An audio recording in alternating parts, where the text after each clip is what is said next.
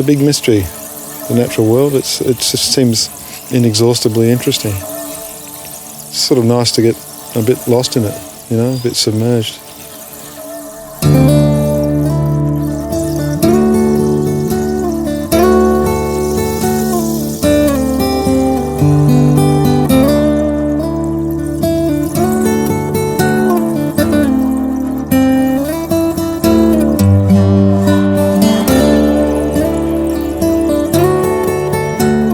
I'm often just fascinated by what I don't know. I don't want to lose that old sense of childlike wonder that you see in children and you dimly remember in your own childhood.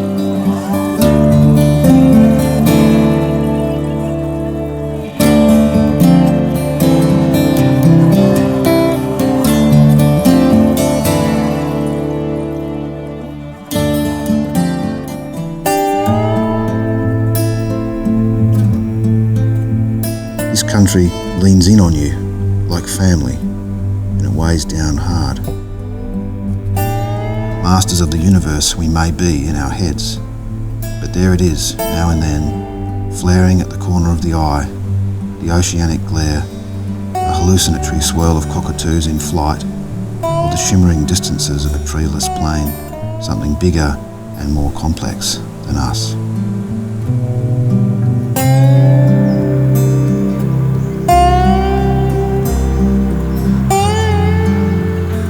Places creep up on you, that's certainly how it was for me on the south coast. I really got to love that granite country and the peppermint scrub and the forests and all the kind of estuaries and little bays.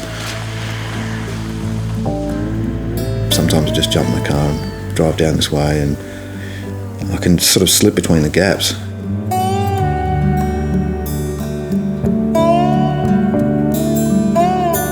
I am a person captive to routine, but even I can see that I need to escape it, even if my escapes become a bit routine.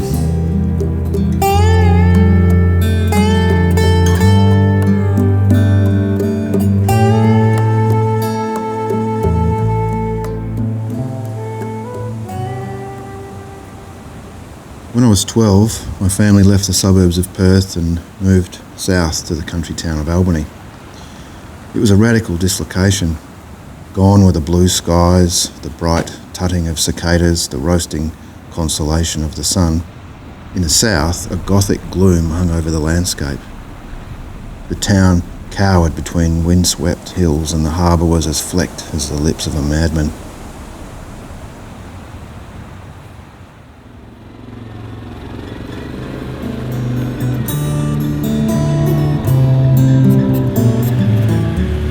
Yeah, I don't think the supposedly typical writer's life is for me, where it was all indoors and all in my head. I needed a little bit of oafish pleasure as well.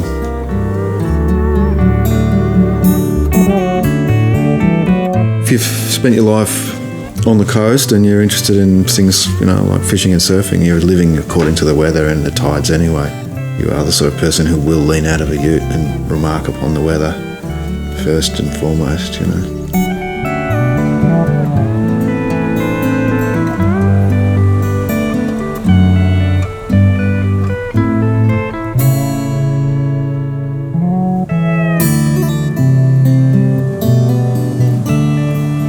Space was my primary inheritance.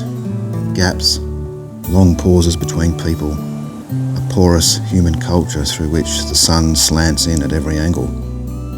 For every mechanical noise, 5 natural sounds. For every built structure, a landform twice as large and 10 times as complex. And over it all, vast though the continent is, a domineering, inescapable sky.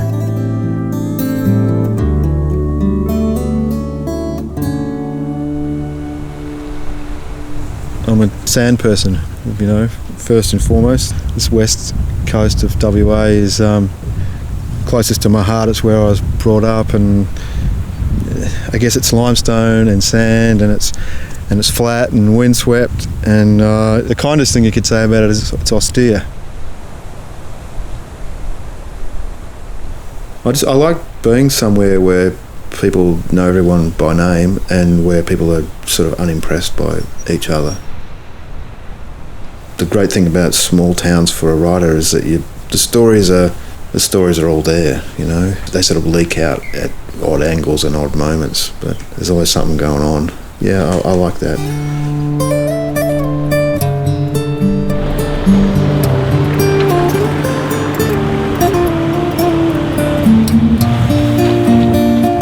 You know, the older you get, the more you realise how finite your own life is, and the life of the things around you. You try and look after it while you can, and you just appreciate those, the opportunities that you have. The world is our home. It's our only home, and we really do forget the terms under which we exist. You know, we exist because of nature. We exist through nature and in nature.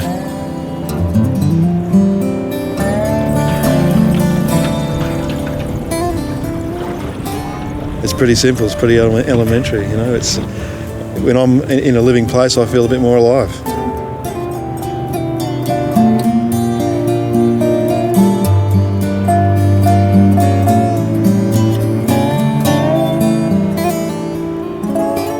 The land is out there.